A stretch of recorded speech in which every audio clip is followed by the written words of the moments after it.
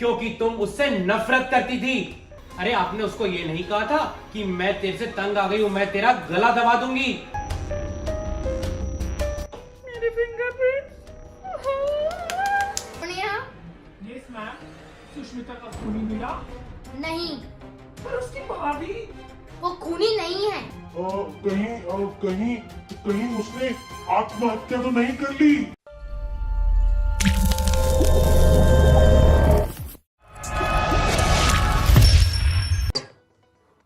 पर सुष्मिता आत्महत्या क्यों करेगी? कोई भी वजह हो सकती है, वो अपनी जिंदगी में परेशान हो सकती है। कहीं आप मेरे पे शक कर रहे हैं? क्यों नहीं, उसके और तुम्हारे रिलेशन कुछ खास अच्छे नहीं थे। तुमने उसको बहुत परेशान कर रखा था। और आपने उसको मारने की धमकी भी दी थी।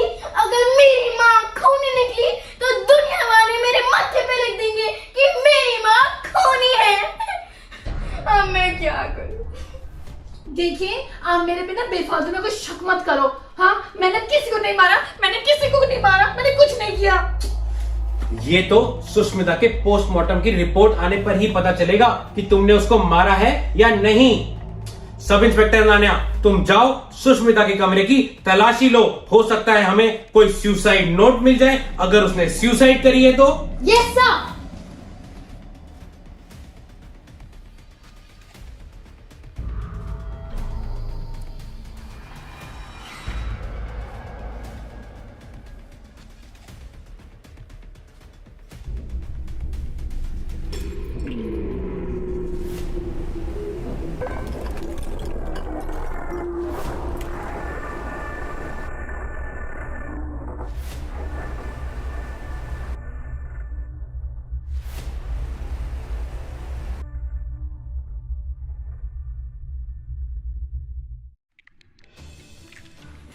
सर, मैं इसको ढूंढा।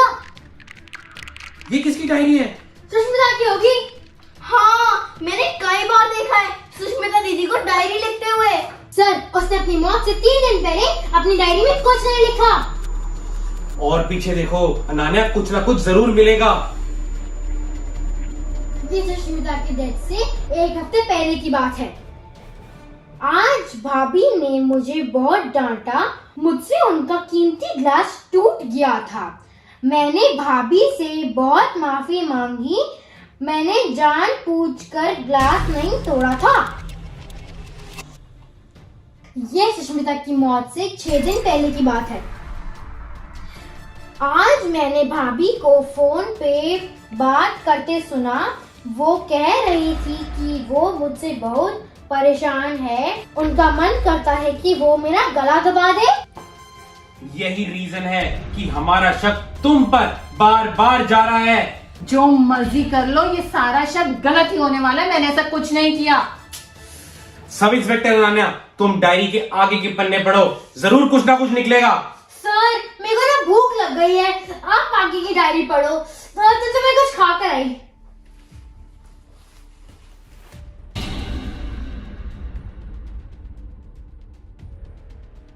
ये सुष्मिता की डेथ से 5 दिन पहले का है। कभी कभी तो मेरा मन करता है कि मैं आत्महत्या कर लूं। आगे क्या लिखा है? कुछ नहीं, बस इतना ही है।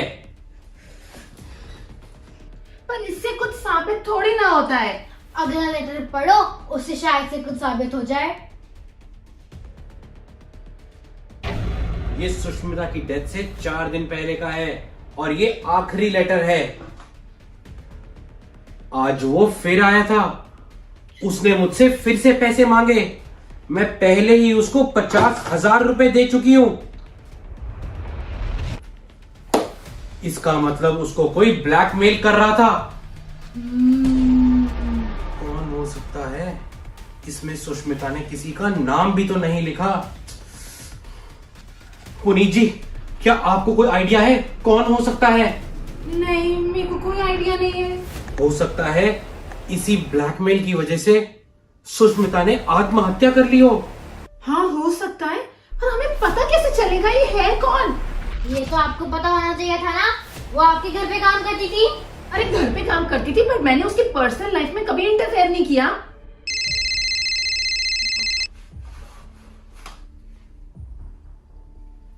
हेलो, हाँ जी,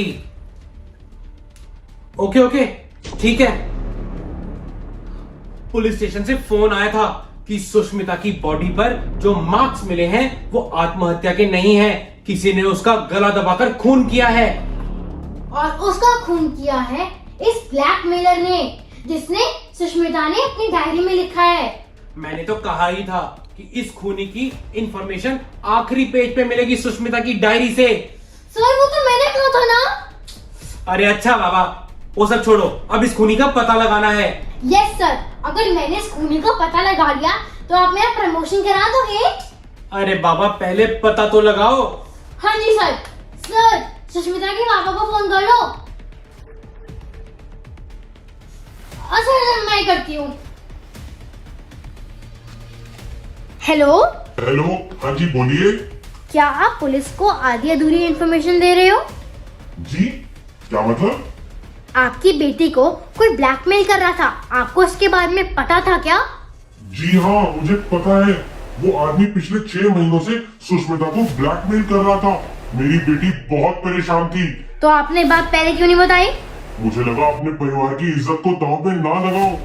आपकी परिवार की इज्जत आपकी बेटी थी, अब वो इस दुनिया से जा चुकी है। कम से कम आप उसके खूनी को पकड़ने में पुलिस की मदद तो करो।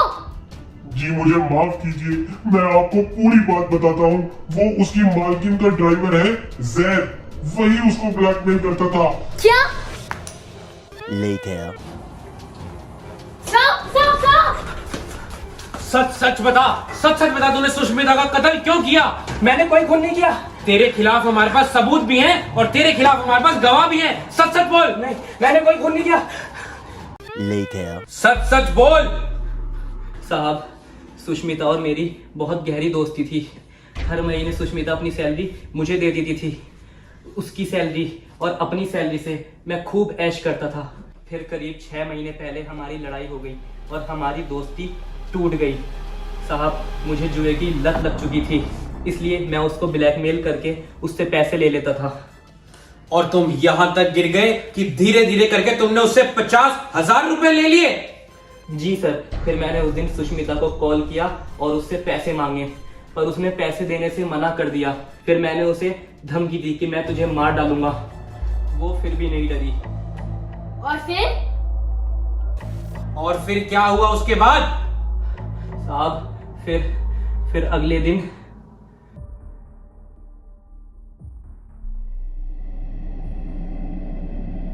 सुष्मिता, पैसे दे मुझे। मैं तुम्हें पैसे नहीं दूंगी, चला जाए यहाँ से। देख, मुझे पैसे दे दे वरना बहुत बुरा होगा। क्या हो जाएगा, क्या कर लेगा तू? क्यों मेरी जिंदगी बर्बाद कर रहा है? चला जाए यहाँ से।